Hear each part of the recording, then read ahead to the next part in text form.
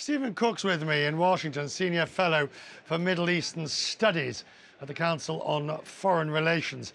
It sounds like everybody is congratulating themselves for putting together the China, for gluing the China back together when they broke it. That's exactly right. Although I'd say the one clear, unequivocal winner as a result of this ceasefire is Turkey and President Erdogan. There is now no longer the prospect of Kurdish autonomy in northern Syria. There are no U.S. sanctions on Turkey. And President Erdogan's political popularity in Turkey has once again begun to rise. So for the Turkish Republic, this is a very, very good day. For the Kurds, however, it's not such a good day. But I will warn viewers that although there is this ceasefire, now both the Kurds as well as the Assad regime in Syria have every incentive to try to bloody the Turks while they are occupying a rather large piece of Syrian territory. And where are these fighters, the Kurdish fighters that are supposed to be removed, but not sure how or why or where, bearing in mind there's no US forces there to enforce it, but where are they supposed to go?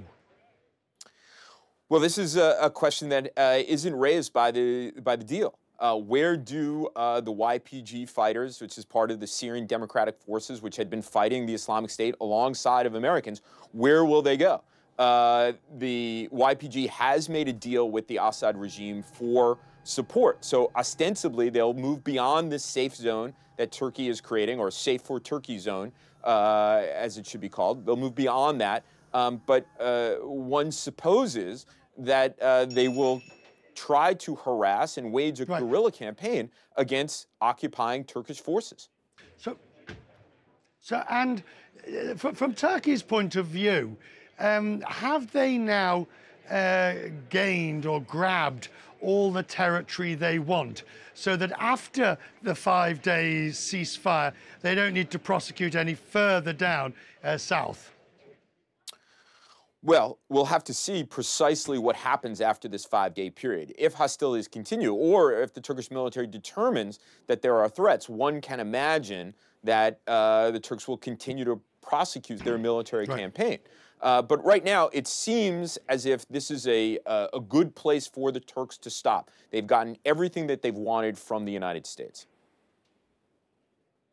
Stephen, we're a business show, and we sometimes get a bit lost in all the machinations of the geopolitics that you find in this part of the world. So help us understand, in a sentence or three, sum up what's happened today. What's happened today is very, very straightforward.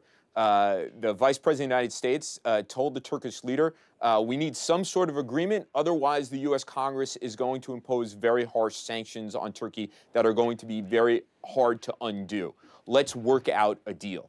Turks, holding all the other cards, dictated the terms of this deal, which is Turkey gets to occupy a large swath of Syrian territory, and the United States is responsible for making sure that its previous allies, the YPG, is pushed from this territory. Stephen, thank you. Stephen Cook from the Council on Foreign Relations.